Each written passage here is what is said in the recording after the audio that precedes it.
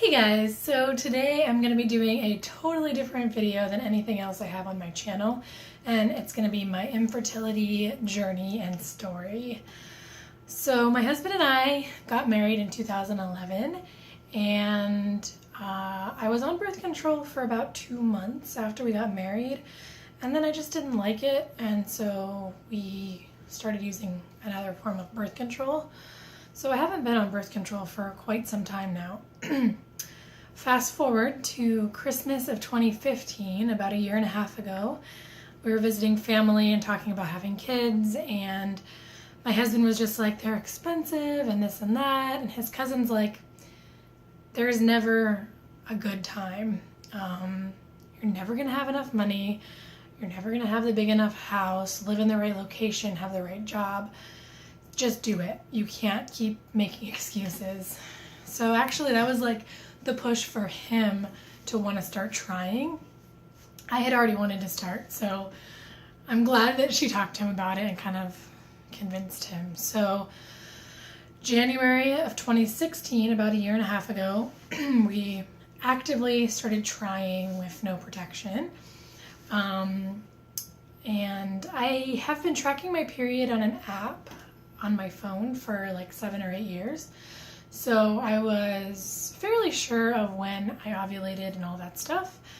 And I love watching videos on YouTube of other people's journeys, whether it be loss and the subsequent rainbow baby, or just an infertility journey, or adoption. I love the parenting, baby, family videos.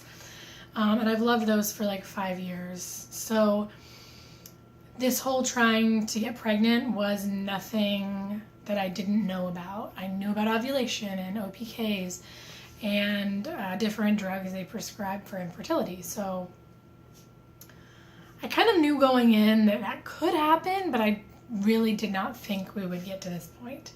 So we tried for 2 months, and when that didn't work, I was like, okay, I'm gonna get OPKs because I just want to know when I ovulate. So I got OPKs and we started using those every month, and I was actually ovulating a little bit earlier than when my app on my phone was telling me I was ovulating. So I'm glad I got the OPKs so that like we would know exactly when to have timed intercourse.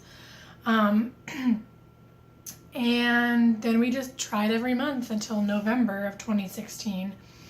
I went to my doctor and I told her what was going on, and she referred me to the infertility clinic in our hospital. So the infertility clinic, in order to be seen there, they have a list of things you need to do. So we both had to get blood work.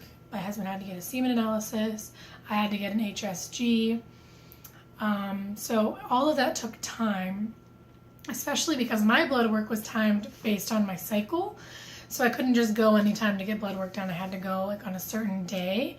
And my period ended up falling on like Thanksgiving, and so I had to wait till after Christmas to do my blood work, and it just took a long time. So we were finally seen in January after going to the infertility orientation our hospital has.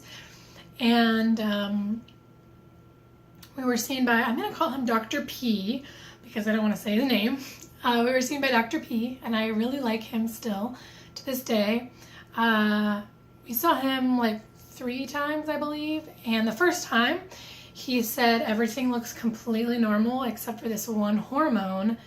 I wish I remembered the name of the hormone. He said it was slightly high, and so it can actually mess with your ovulation, and even with a positive OPK, you might not be ovulating. So he decided to prescribe me Samira.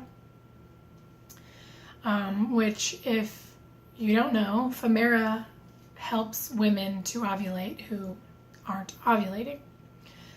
Granted, a lot of the times those women, have very irregular periods, and mine is not irregular at all. So he prescribed me Samira, and I did 3 cycles of Samira, and then with this clinic, you do 3 cycles of whatever you're doing, and then you do another appointment face-to-face with the doctor and talk about how things are going, and if you need to change the medication or change the dosage of the medication, or change to a different medication, or change altogether to a totally different procedure.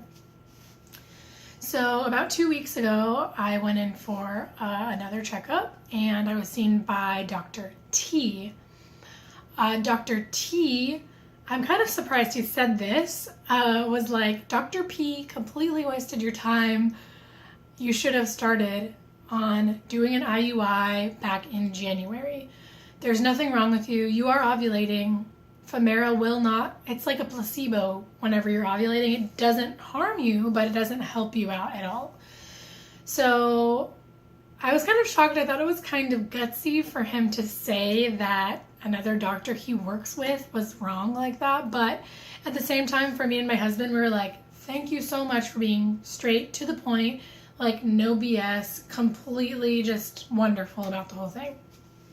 Like, we talked to him for like under 5 minutes, and he's like, you're starting injectables today, and you know, everything. It was just like bam, bam, bam. I'm not wasting your time, and I really like that. And at the time, like 2 weeks ago, when he first said this, I wasn't really upset about Dr. P doing what he did, as far as giving me the Samira, but slowly I've sort of been more bitter about him wasting my time like that. But I understand where he's coming from, because he was doing the least invasive thing, which I also appreciate that. So it's like, it's kind of hard for me to be mad that he decided to do that, or that was the choice he made for us, when if it had worked, that would have been the best thing. Do you know what I mean? So I started injectables about 2 weeks ago, and they prescribe a FSH pen, which FSH is the follicle stimulating hormone. And for me, they gave me a 900 IU pen. And there's like a little clicky thing on the top to dose yourself with. And I had to do 75 IUs a day. So I had to inject myself and give myself 75 IUs of FSH every day for 8 days. And it actually didn't hurt. I'm really surprised. Towards the end, it hurt a little bit more. And I'm not sure if it's because the area was more tender, or if it's because I was actually not as quick to inject myself, and maybe like putting the needle in slowly is actually more painful. Who knows? But even then, it wasn't that bad.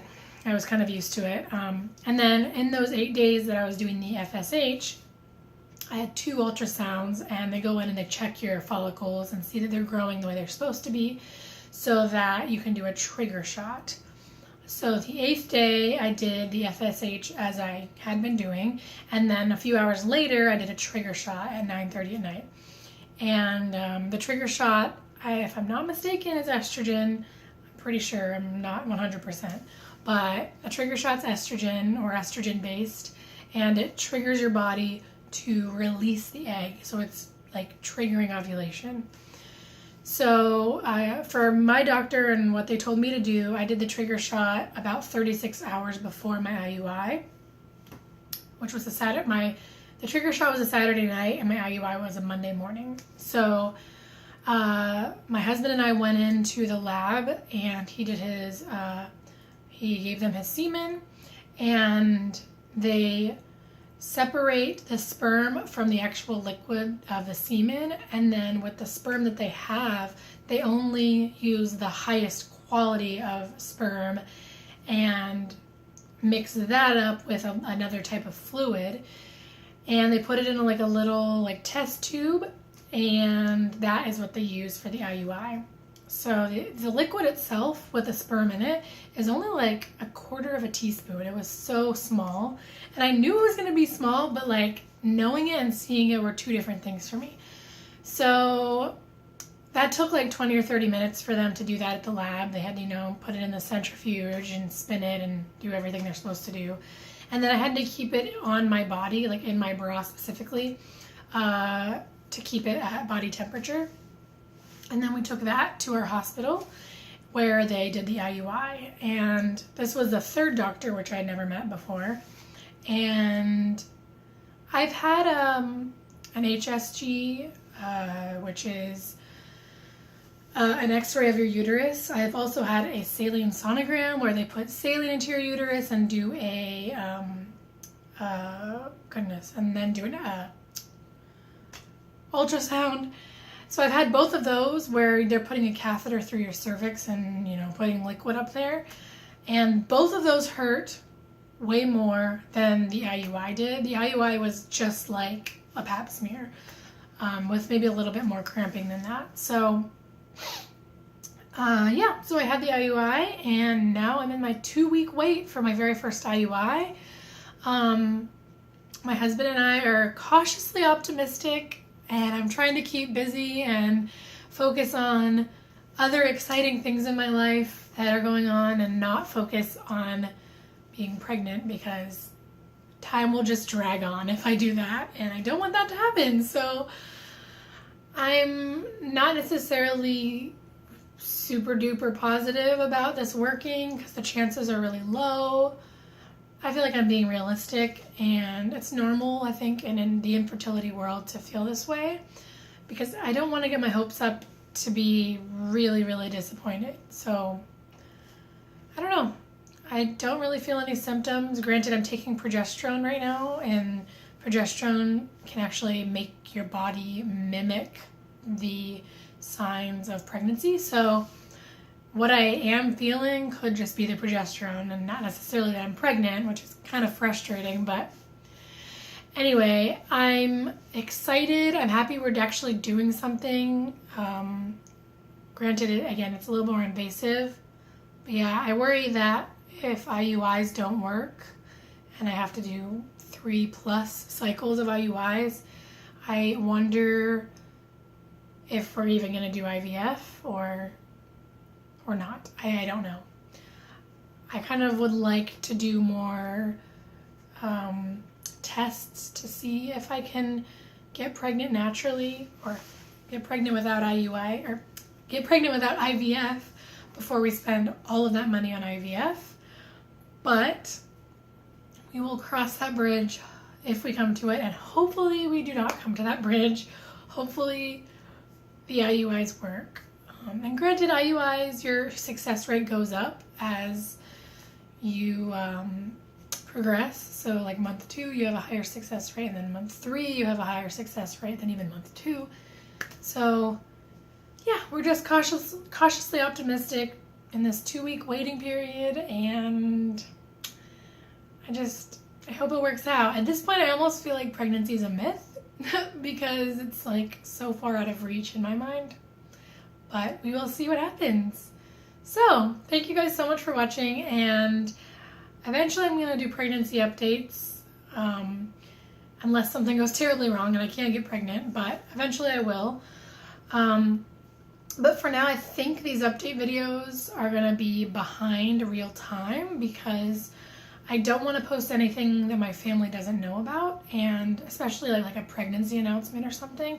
I want to be really respectful of my family and make sure everyone knows before it happens. So there's going to be a little bit of time delay between me filming this and putting it up. But once I'm actually pregnant and doing pregnancy updates every week or so, then those will be actually like in real time, and then my family can watch those, which will be great.